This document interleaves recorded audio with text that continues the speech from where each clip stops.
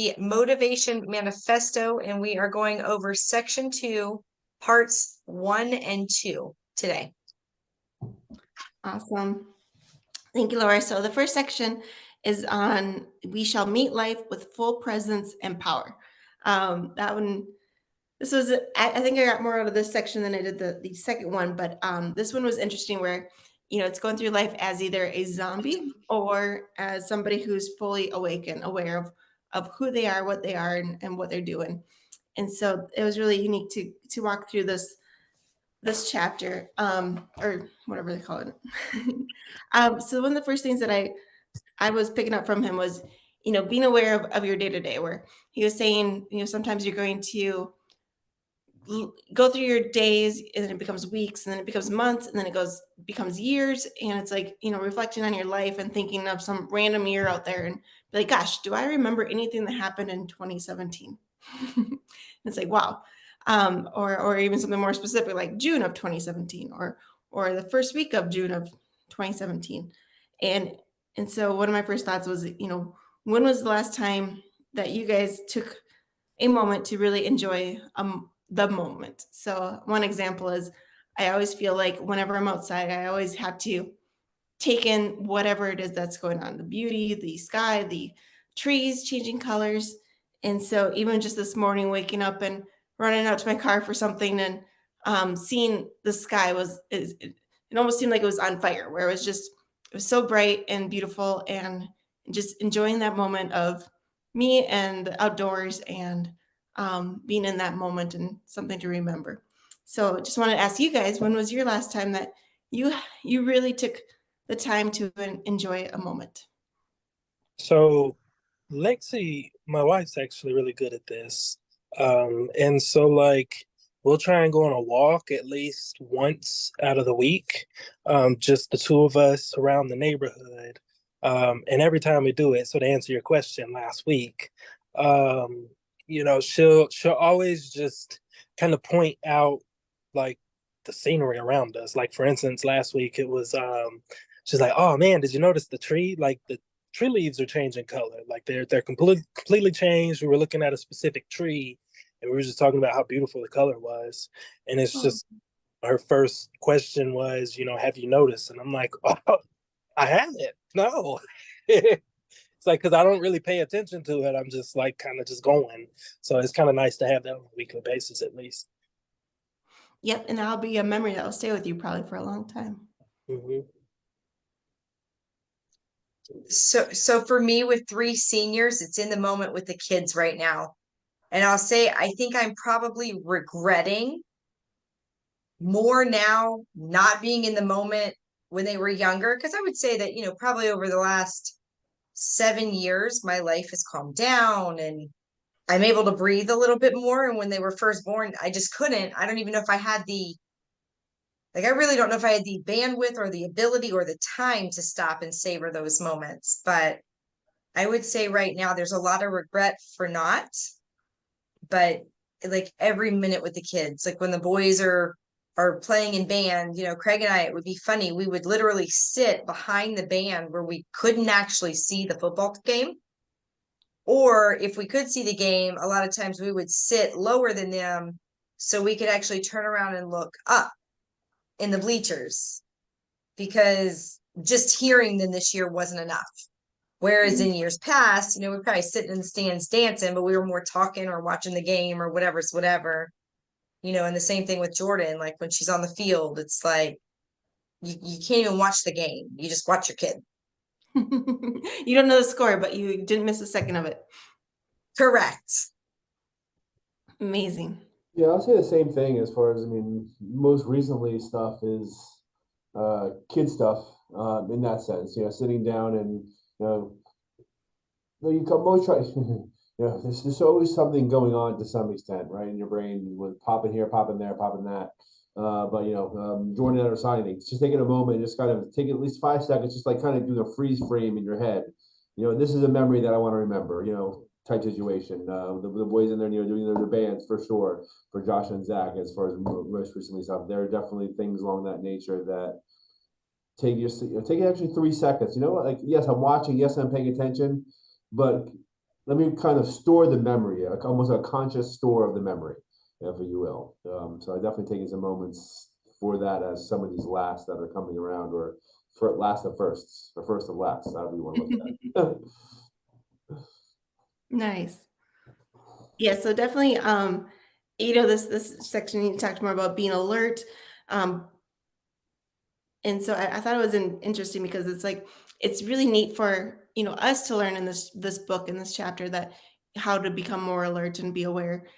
But it's amazing how we work with people, or we live with people, or we have friends with people that are not growing in that same sense. They're not aware. They're just kind of still charging along, day by day by day, and it's like going after some end goal, but they don't even know what that goal is either. And so it is interesting, or well, it's hard to try to be your best self while still being around people that are not in that same mindset of trying to achieve that. And he talks more about that a little bit later. But it is he also talked a bit about releasing the past and not living in the past, and not letting the past predict what's going to happen to you today or tomorrow, but really to live in today. And so that was another question I kind of had for the group too, is an assessment of yourself. Again, I felt like this book is more of like a journal book, where there's a lot of questions that come out of it that you need to take the time to answer.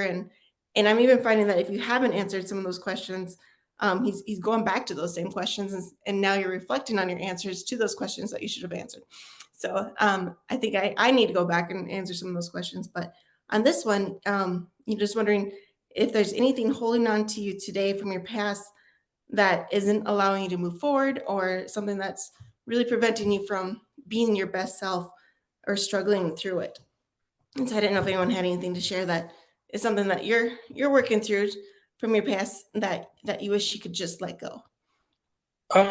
So yeah, I've had about 10, at least about 10 years of experience just truly in finance and accounting. However, all throughout those years, I've also been just very tech savvy, and then quickly transitioned into IT. And so now it's like, I almost feel like I keep holding on to the fact of, well, if I'm not doing anything finance professionally, I'm going to start to lose the skill. Whereas I don't feel like that's entirely true as much as I kind of treat it. Which I feel like in the past has kind of stopped me from really kind of diving in and kind of just truly learning IT, especially from a finance perspective, because there's such a need for it. So that's my answer. Yeah, that's interesting. Yeah, I mean, I guess PTSD from past relationships. That's my biggest thing. That, like, I hate that I've been poisoned and I can't release some of this poison. I guess that I still kind of get paranoid about this or paranoid about that, or whether it's a past relationship or whether it's issues with growing up and things like that. That my parents have given me some PTSD with some issues, right? And to this day, I try not to let certain things define me, but I definitely find myself, you know what, that's not who you are, this past, whatever, you're letting somebody else's actions define what you're doing today. So there's definitely some moments that affect me today that on that nature. Yep, just need to move on from. Yeah, so for me, I would say the things that hold me back are probably like fear of failing and fear of disappointment. Like, I think I look back at my past life, right? They say the rear view mirror is smaller than your windshield, so you should spend less time looking backwards and more time looking forwards. And I think where I get hung up is when I do start looking backwards too much, because you start hearing like the doubts of others when you say, oh, I'm going to do this, or oh, I'm going to do that, or I'm going to do this. Like, there's people in my past life who are still in my current life who are important, who told me I couldn't do that, or I shouldn't do that, or go get a job, or go get and I think sometimes when you start looking backwards and reflecting on those conversations, even if today, you know, one of those people totally switched. Now, when I talk to one of those people in my life, it's like, oh my God, you're doing it and you did it. And that's awesome. But every time he calls or every time we talk, I can still hear that. Did you really make the right decision? And then when I say, Dad, you know, or when I tell him, hey, listen, I made 50 grand this month. He's like, oh, you're doing okay. And thank God. It's like, no, not thank God, thank me. Like I did this. Right. So, you know, for me, a lot of times it's hearing that and wondering like there's still doubt because other people have it. And you should never give those people that much control because they don't deserve it. They're not in your shoes. They're not walking your walk. They're not, you know, but it's very easy to get caught up in that. And then I think, you know, to your point, the first part of what you were talking about in the discussion, Natalie, was time over time, right? Time on task over time creates success. And I think a lot of times we start, you know, with some time on a task, and then we get very sidetracked. And it's like, oh, we didn't do it. And it's going to be hard if we start now. So I think that's another big blocker for me is I'll get like so sidetracked. And I try really hard to, even in my business, not even allow my clients to get sidetracked like that. So like I have a first-time home buyer who just had a whole thing blow up in his face, where I think a lot of agents could have handled that situation negatively to where he would have been like, let's wait till spring. Let's just give it 6 months. Let's just wait till spring. Whereas the way we handled it, we're writing an offer today and we blew up Monday, or actually Friday last week, but it was really, you know, Monday was the last day of the contract. And so we talked about not letting, you know, not getting off task so that in 5 years he still achieves the same goal. And it's not 5.5 years from now, because we talked about how important it was to be focused today to hitting that goal. Because if you waited 6 months, one, the houses will be more expensive. Two, the interest rates might be more. So he's not going to be able to achieve that goal, even though it's a really weird, hard pill to swallow to move forward after this transaction. Like myself and my lender were both like, well, we've never seen that shit before. Wow. Yeah, like it was like a totally crazy, like weird, like that shouldn't have happened. Like no one has ever, you hear about those kind of story, you know? And so, but he was ready to go forward. And it was because we really talked about staying focused on his goal and how it would affect him 5 years down the road when he's ready to obtain the next goal he's setting for himself today. And so I just think that time on task over time is so important. No, and you're right. Like, had you changed your perspective at all and not taken the high level of positivity or growth from the experience, you're right. He would have been a delayed buyer, and who knows if he would have bought next year even. Correct. Huge. So, you know, the biggest point of this chapter, I think, was that free and motivated people do not neglect reality also. So being in the know, being knowing what's going on in your life and where you stand compared to where you want to be is a great reality check for people. And it you know, another question for the team, sorry, lots of them, was like, you know, what in your life that, or a dream or something that, you know, and maybe this is a journal question that you guys need some time to think about, but, you know, what should I finally face in my life? What's preventing growth and happiness in my life? What's holding me back from being my best self? Not winning the lottery. You know, that's true. Yep. You too?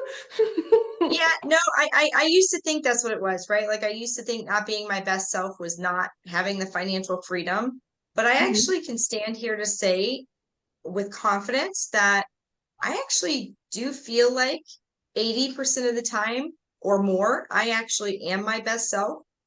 I'm living my best life with the best attitude I could have, going in the best direction I could set myself up in. I think 9 months ago, I would have said something very, very different from that. But I really feel like today, I have put so many systems in place to make sure that I'm doing the right things and continuing to be accountable. I've got an accountability group and, our book club and my goals, and, Craig and I are now on the same page. I think we talk about what our goals are more than we used to and that kind of stuff. So for me, I actually don't know that I feel like that I'm in a bad place or that there's a lot of shifting that needs to happen. From here, it's just more growth on how to continue, I would say, in the right direction. Right. Sustainability would be my need to focus on. Yep. And then continue to grow too. Like you're at 80%. It's like, okay, how do you get to 85? How do you get to 90? And then once you get to 100, like how do you get to 105? Because it'll keep on going up. And Laura, I don't think you'll ever stop. You'll keep on achieving more and more. My issue is the next chapter. Time management and keep getting control of my agenda. That's what holds me back. I and follow throughs. I start 15 tasks all at once instead of doing one task, finishing it, one task, finish it, one fish. And so well, it takes forever to finish anything because I'm doing 15 at once. And that's, I think, just a matter of putting together a better systems in place. I'm trying to do better in time management. I know I have a really good cheerleader that definitely thinks time management is extremely important. And I try and listen and try and do as much as I can, but keeping that focus on time management and keeping track to my agenda. I got a lot better with distractions per se, but I still have not gotten better. Just focus on one client at a time. You try to do 5 clients at a time, which I'm doing all day long, and I struggle with that still. That's my biggest thing. More next chapter, but also rolls into this one. Yeah. Yep. Yeah, I'd say for me, actually, is probably relatively similar to Craig as well. Just giving myself more time on things that I want to focus on, and then saying no to more tasks that I just don't care about anymore. Like there are so many things that I feel like I have done in the past just because I'm good at them, but don't necessarily want to all the time. And I'm just saying no to some of those things. But yeah, that'd really be about it. Just having more time to focus on the things that I want to do more of. Yep, that will lead you to your growth and happiness. Mm-hmm. So to kind of wrap up the chapter, he talks about the 5 roles. Sorry, I think there's six roles, and so these were neat because so I read the chapter twice. The first time I read it, I thought these were like tiers. You achieve tier 1, then you work towards tier 2, then you work towards tier 3. But no, you're supposed to achieve all these. So these, go ahead and master them all. The first one being the observer, the self-examination of, you did something, examine it, see what you did wrong, what you could have done better. The director, the conscious and intentional. How do we want our lives to play out? And I think of director as like, your job title, but it's the director behind the camera watching your every single move during your life, and how is it going to end up. The guardian, protecting ourselves, our mind and bodies. And then the warrior, what tools do I need to be successful? And then the lover, whom are we fighting for? And how are we helping those people be, achieve their best selves too? I loved that one. And then the leader, supporting others to be their best self. So again, I think one of the big things I got from that section was, write down everything that you want to achieve in your life. No longer, what do you want to do when you retire, or what's your dream, but like, what's everything you want to do? And then prioritize it and then work towards those goals of achieving them. Did anyone else have any further comments on that first section before we move on to section 2? Not really. I just like how he pointed everything out and how aware he made you of where your focus should be in that chapter. I thought it was a really good, okay, this is a really good way to walk into the new year, being focused on where my attention is and where I am being present in all of the moments of my life. So I'm kind of excited to walk into the new year with that as a perspective on the forefront of my brain. Nice. I thought one that was pretty cool that he said in here. To me, I felt like it was kind of like comically stupid. but like it, like from a simple standpoint. But he was just talking about, if there's work that you do that you don't like, he's like, the way I'm looking at it, you've got three options. One, keep continuing to do it and not like it. Two, change your attitude. Or three, just do something you like better. Mhm. Well, I wonder how many times we just don't even look at those three different options and we're just like, oh man, I'm just gonna continue doing it even though I don't like it because it's got to get done. Yep, and change will come someday. Somehow. Right. But I just thought that was kind of funny. And he said that that third option should be where everyone should end up at. Right. Should be our goal. No, good observation. All right, so section 2, we shall reclaim our agenda. So did we spend our day focusing on our agenda, on our dreams? And what is our daily schedule? Dreams, what are they? So again, he talks about the daily planner from tasks to fulfilling them. And then he mentioned the saying no, but then he really talked about saying no at the end of that chapter. Are we doing what we want, or are we doing what others want of us? And so he really made a good comment about checking in on ourselves. Are we living for us? Do our peers and our family members know what we want and need? And are they supporting it? And are they standing by our side on it? So he spoke a bit about the addiction to digital, which is probably very relevant to this day and age of, how always, waking up in the morning and checking your phone, you're going to your email, you're going to your Facebook, you're going to your messages or anywhere else to see, did someone need something from you, or ask you or reach out to you for any reason. And so you're so quick to get back to them, answer their needs and demands, but are you that quick to answer your own needs and demands? And then what will our mission be going forward? Was a great question of, again, of how are we going to achieve our dreams when we wake up tomorrow? He talked about the golden hour of really writing out our day's agenda, what we want to achieve, making sure every moment of that day is about us fulfilling our dreams or what we want, our purpose. And then, so he did talk about the saying no. So I know we spoke a little bit about it on this last section, but did that kind of hit anyone's triggers of, gosh, I always say yes, never even used that N word before, or anything from that perspective? How difficult would it be to use it more? So this is something I've actually been kind of obsessed with lately, just like aligning myself with the things that I'm more passionate about. And so it's like, it's funny because I've been saying no a lot more often, and it's just, I don't know, it's just so funny to me now when you say no to people, like what they're willing to do to get you to say yes.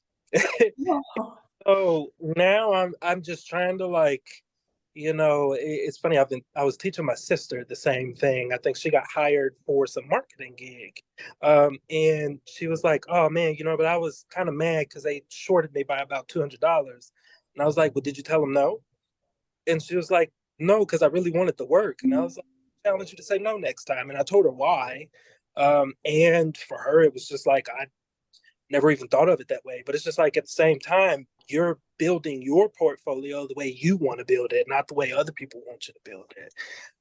So I felt like this chapter I really liked because he almost kind of added that simplicity to how to align yourself. And then after reading this chapter, it's just like, if you're not aligned, you should be working towards it, because it's just like there's so much more productivity and just the standpoint of things that I get excited about doing. And days I will wake up like clockwork. Every other day, I'm like, fuck it. I'll get up. It'll get done.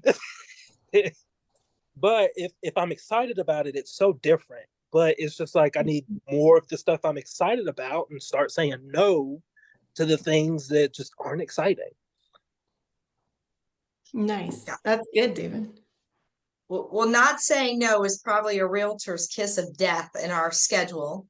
And Natalie, you know how I feel about the schedule right now. I am making everyone in my business circle. I even told Chris, and I don't know when you popped in, David, on our accountability call this week, because Chris and I are kind of paralleling where our businesses are, right? We're both at the same weird ceiling. We're doing a decent amount in production, we're surviving, we're making a good salary, but we just can't seem to get to the next, build a team, break through that ceiling level. And so I told him, I said, well, if you would like me to hold you accountable, like I'm holding my mentees accountable, here's what we're doing. And so it's just kind of funny to read this. So it was a very like validating chapter. Like, yes, we're doing the right things. And I am saying no, and this makes me feel like a bitch, but I am saying no at such a high level that someone actually walked into my office yesterday. She sat, I had no idea. She was in the parking lot.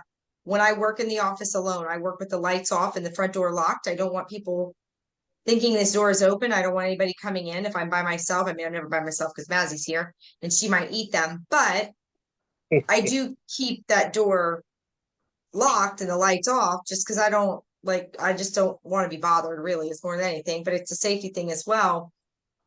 And so I'm controlling my phone. I don't look at it all day long. I don't play with it all day long. So when I put it down to do work, it's actually down. And it might be down for 2 hours where I don't actually pick it up. So I may not see a text message or whatever. So whatever. She sat in the parking lot for an hour thinking I wasn't here. Then I guess she finally decided to just walk in to see if I was. She saw my car and obviously I was. And she's having a really, really, really tough time. But I was in the middle of doing lead generation when she came in and she didn't have an appointment.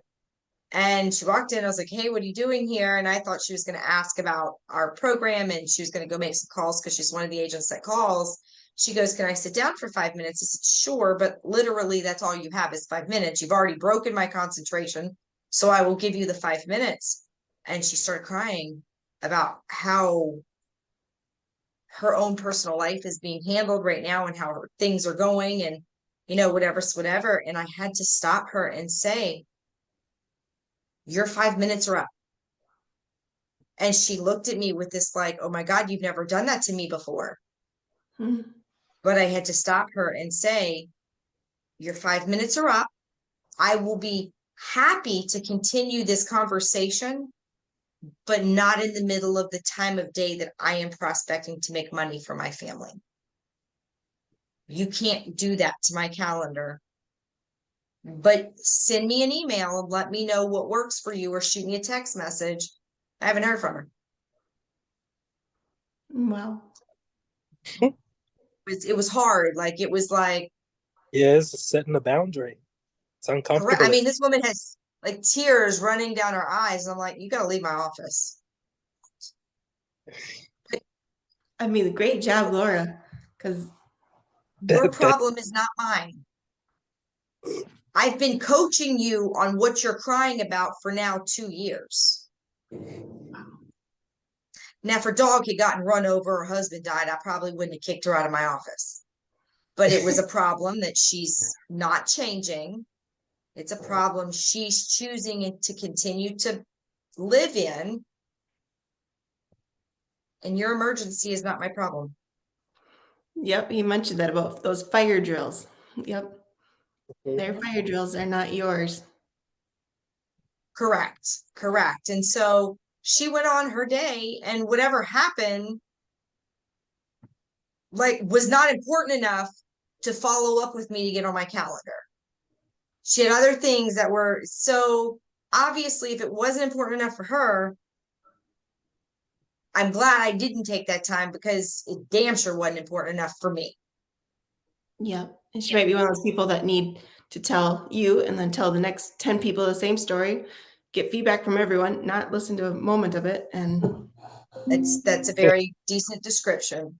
Right. it wasn't me, guys, so stop pointing at me. It was not. I don't even think you know this person. I don't think you've ever met her. Somebody who is kind of, she's somebody I mentor, but on her schedule, and her schedule is usually about 3 times a year, she picks up the phone. Or it lands at your front door. And that's interesting too. So his last point of this chapter was about other people and how I think a lot of times we see other people as potential obstacles, but how we have to take those people and turn them into collaborators and people that will help us achieve our goals and get what we need. Very distracted right now. So any other I'm trying to insight? get my time in. My time. Sometimes my time is multitasking, where I can actually do one thing and do something else at the same time. He's staying in control of his calendar. I Yeah. see that he's double booked for us, gym time and book club. All right. Any additional insights on this section before we wrap up? Oh, but I do think the book is continuously, progressively getting easier and better. So I am excited I agree with that. Sure. that it's a little bit easier to follow. So it has been a good book. Yeah, it has transformed into a good book. I agree. Yeah, he definitely pulls out some really good key points. Sometimes I find myself, okay, is this guy gonna like tell us that we need to be all communists and kind of live on a commune? And other times, like that is a really good point, and I love it. Right? So, but sometimes, like, this guy's way too kind of socialist, if you will. Like it's kind of some of his comments that he makes about the betterment of the humanity and science, It's like, okay, we're a little bit too warm and fuzzy for me. But then sometimes he really kind of hits home on some really good points. About kind of excelling and kind of taking control of your life. So yeah, I agree with all y'all. I mean, the first chapter, section and a half was kind of like, okay, this is going to be a rough book. And kind of squirreling left and right, but he's definitely kind of cohesive and kind of the deeper you get into it, the more he starts kind of connecting all the dots. Yeah. Confining his thoughts together. Yeah. Okay. Well, so next time we'll read through part 3 and 4. And just a reminder, we are not meeting next week, but we'll be reconjoining the following week. I think it's the 28th. Okay. Everybody have a fantastic Thanksgiving.